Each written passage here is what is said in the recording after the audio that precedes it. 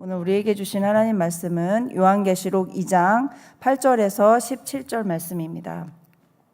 요한계시록 2장 8절에서 17절 말씀. 네, 우리 찾으신 줄 믿고 한 목소리로 봉독하겠습니다. 시작.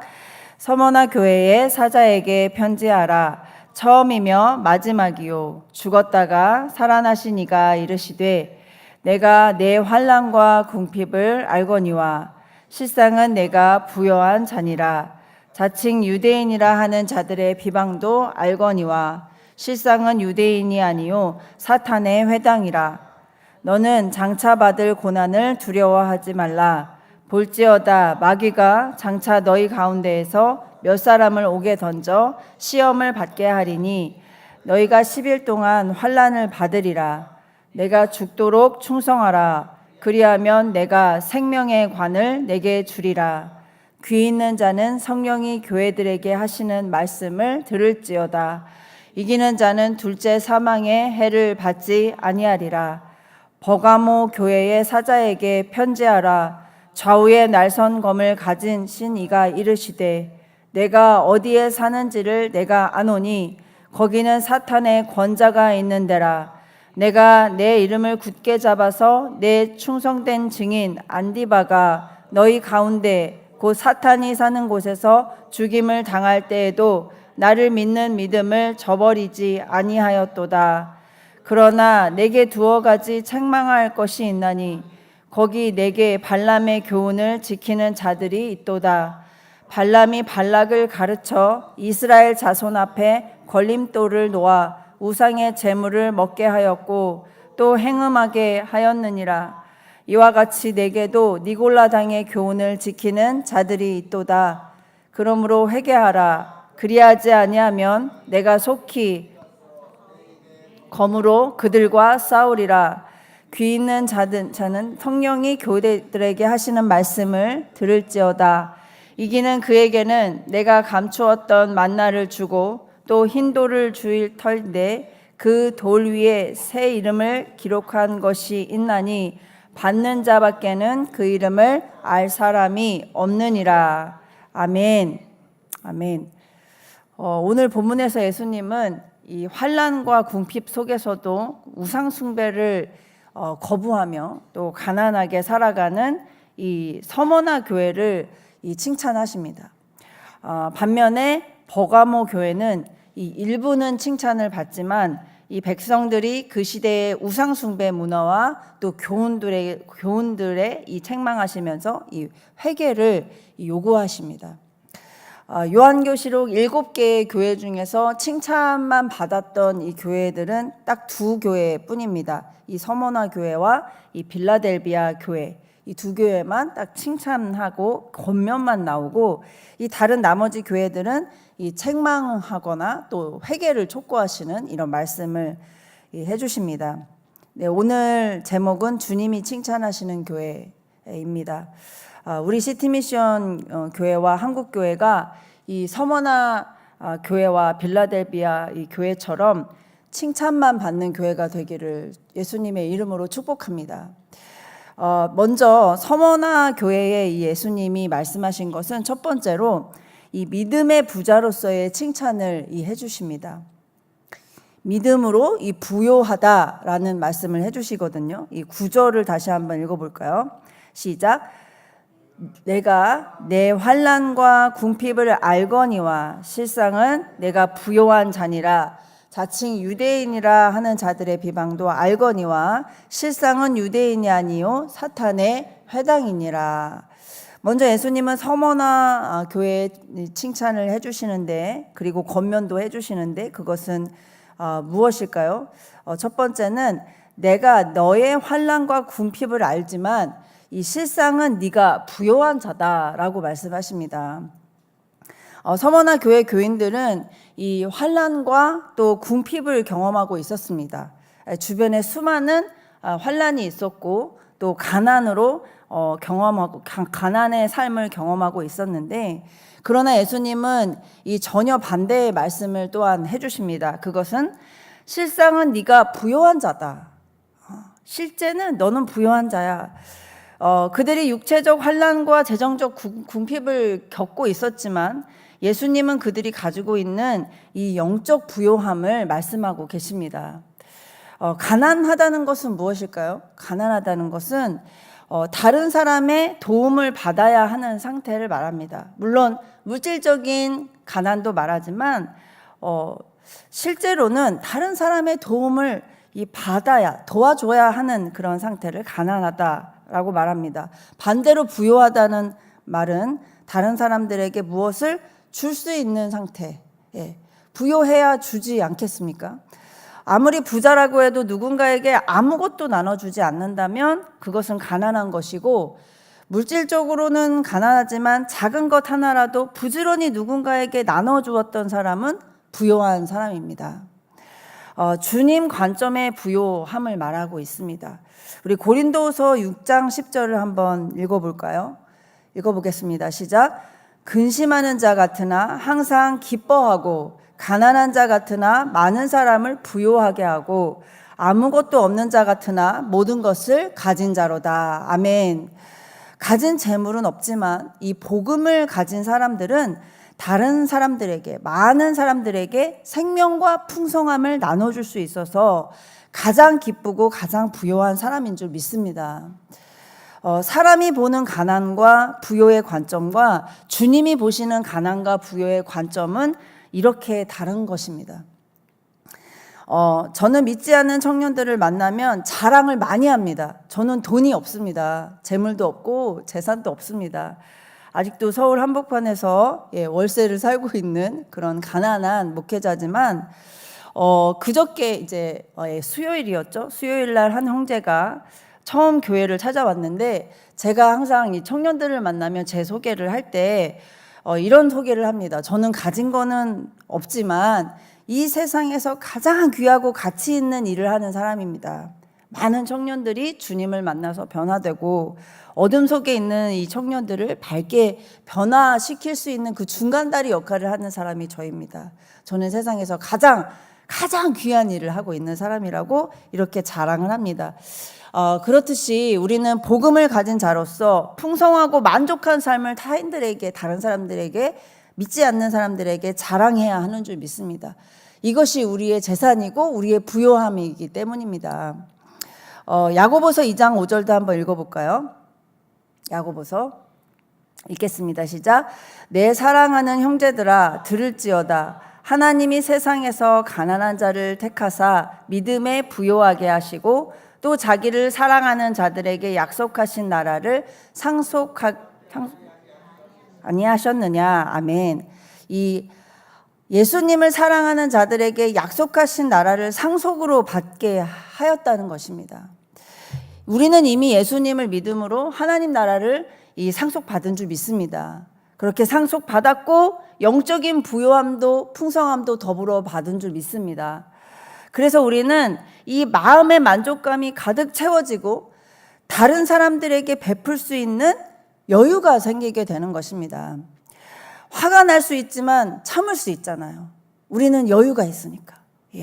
그리고 또 불의한 일을 당해도 우리가 용서할 수 있습니다.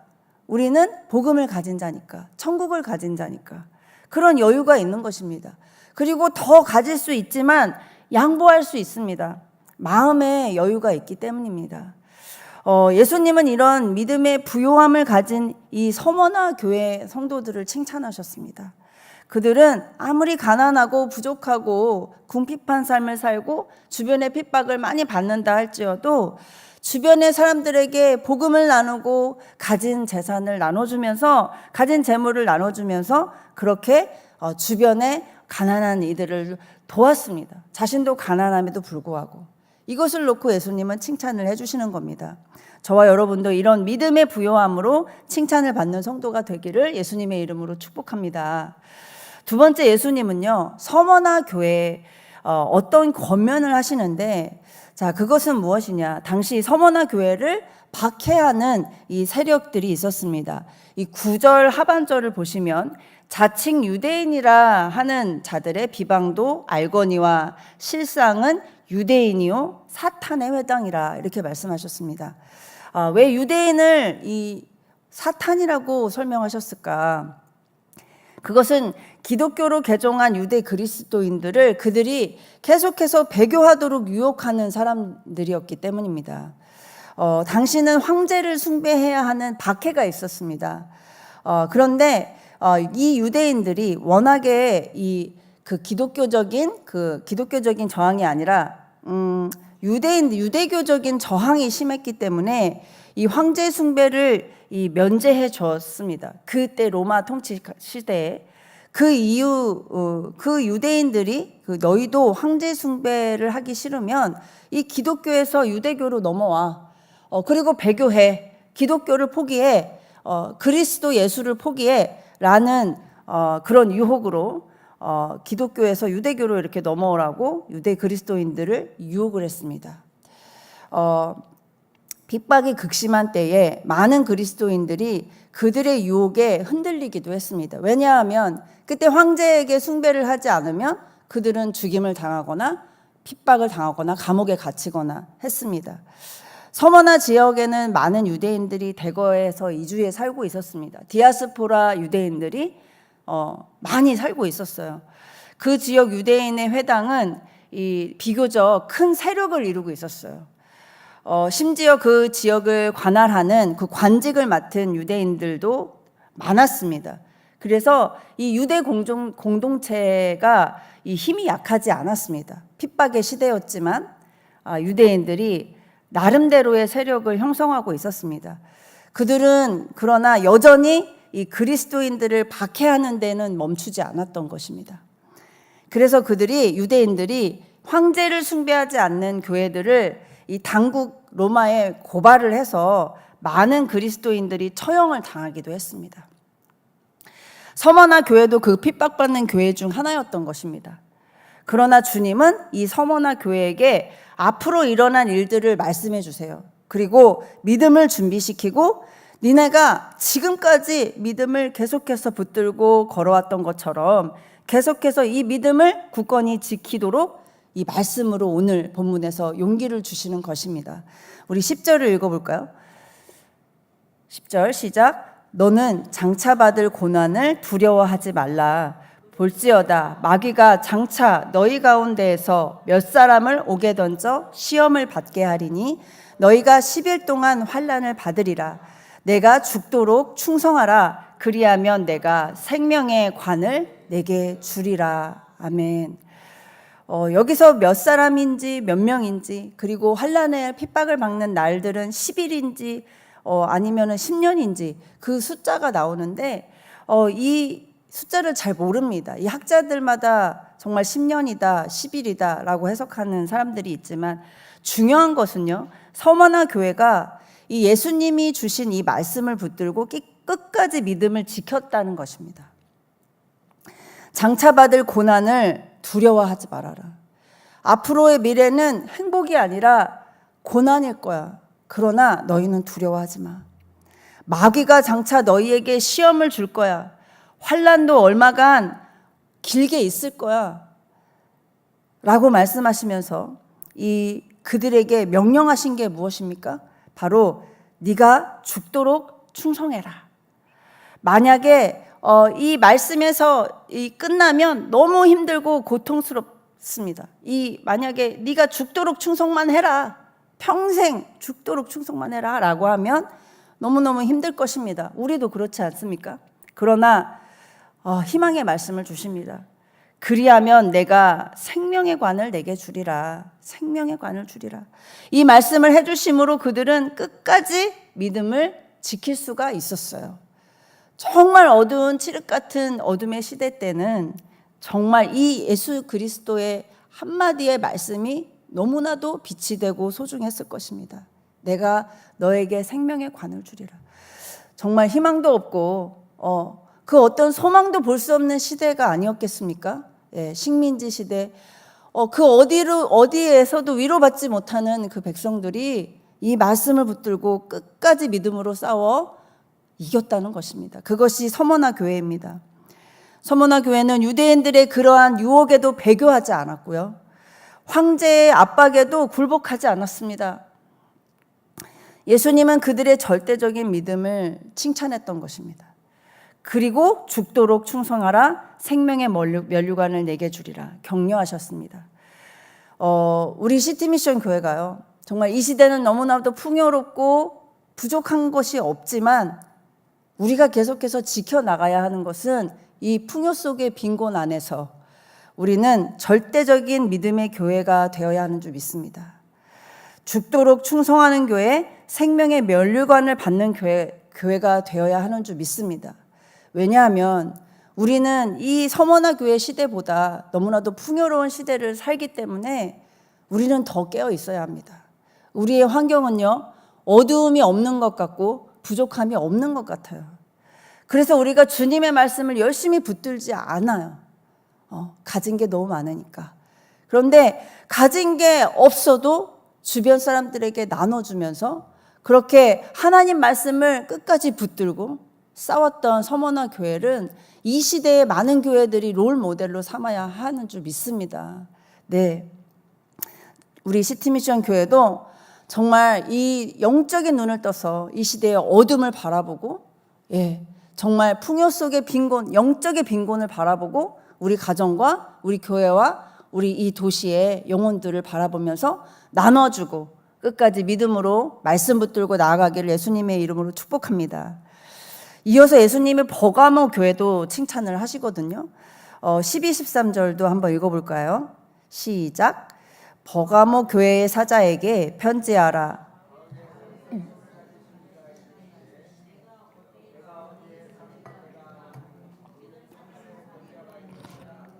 내가 내 이름을 굳게 잡아서 내 충성된 증인 안디바가 너희 가운데 곧 사탄이 사는 곳에서 죽임을 당할 때에도 나를 믿는 믿음을 저버리지 아니하였도다. 아멘.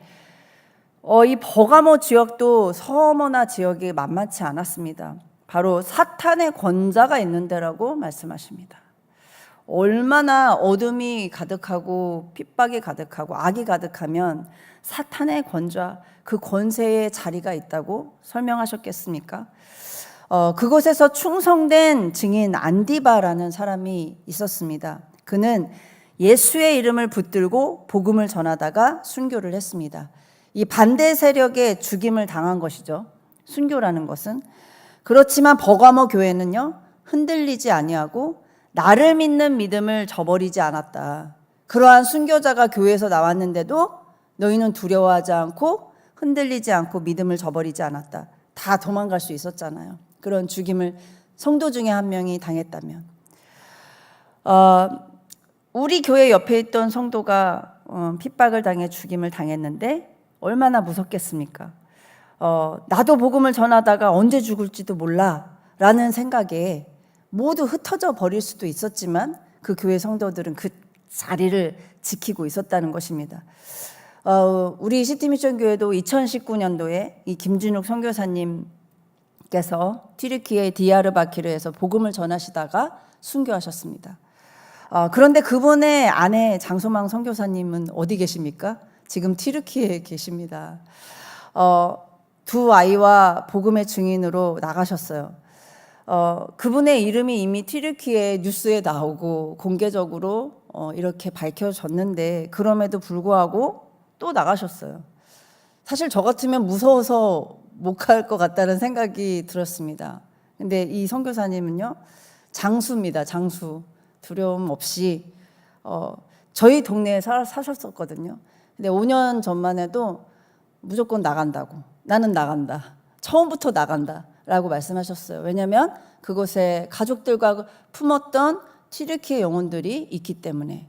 죽음보다 더 두려운 건 그 무슬림 민족들이 지옥에 가는 게 더 두려웠던 거죠. 주님은 소망 선교사님의 믿음을 칭찬하실 줄 믿습니다. 우리도 순교 정신의 믿음으로 칭찬받는 그 성도가 되기를 예수님의 이름으로 축복합니다. 그런데 버가모 교회가 충성된 증인이 나왔다고 칭찬받고 순교의 정신의 믿음이 있다고 칭찬을 받았지만요, 정말 너무 위대한 칭찬이잖아요. 그렇지만 부족한 점이 있었다고 말씀하십니다. 바로 세상의 유혹을 이기지 못했습니다. 14절 15절 읽어보겠습니다. 시작. 그러나 내게 두어 가지 책망할 것이 있나니 거기 내게 발람의 교훈을 지키는 자들이 있도다. 발람이 발락을 가르쳐 이스라엘 자손 앞에 걸림돌을 놓아 우상의 제물을 먹게 하였고 행음하게 하였느니라. 이와 같이 내게도 니골라 당의 교훈을 지키는 자들이 있도다. 여기서 발람과 발락 그리고 니골라 당의 교훈을 간단히 말씀드리면 이 발람과 발락 이야기는 민수기 22장에 나옵니다. 이방 선지자 발람은 모압 왕 발락의 요청으로 이스라엘을 저주하려고 사주받았어요. 그러나 하나님의 개입으로 이 발람은 축복만 하게 됩니다. 이스라엘을 축복만 하게 되는 결과가 나옵니다. 그가 재물에 눈이 멀어서 이스라엘을 우상숭배로 유혹하는 이 계략을 세웠지만 하나님의 막으심으로 이제 실패한 것입니다. 이 당시에 신실한 그리스도인들을 우상숭배자로 계속해서 유혹하는 사람들이 이 버가모 교회 주변에 많았다는 것입니다. 두 번째 니골라 당의 교훈은 무엇이냐면요, 이 교회 내에 세속화된 이 공동체가 있었습니다. 타협을 유도했고 악한 초대교회의 이단 집단이라고 불리는 우상숭배 집단이 있었습니다. 성적 부도덕이 있었고 종교의 계급주의를 조장했습니다. 이들은 육체와 영혼을 분리시켜서 영혼이 구원만 받으면 이 육체의 죄는 아무리 지어도 무관하다라는 현대판의 구원파 같은 그 집단이었습니다. 그들은 많은 그리스도인들을 또한 유혹했죠. 세속화되고 타협화해도 된다, 이러한 식의 유혹으로 이제 그리스도인들을 무너뜨리려고 했습니다. 여러분, 지금도 이 세상에 세상 많은 것들이 그리스도인들을 넘어뜨리려고 유혹하고 있어요. 믿음을 저버리고 예수님을 떠나게 하는 이 세상의 무기는 그들에게는 우상입니다. 우상. 우리에게 우상을 들고 와서 믿음을 무너뜨리려고 합니다. 여러분, 우상이 무엇입니까? 우리가 생각해 보면 하나님보다 더 중요한 모든 것들이 다 우상입니다. 세상은 하나님보다 더 중요한 것들이 많다고 우리에게 이야기하죠. 예배보다 더 중요한 것이 있어. 말씀보다 더 중요한 것이 있어.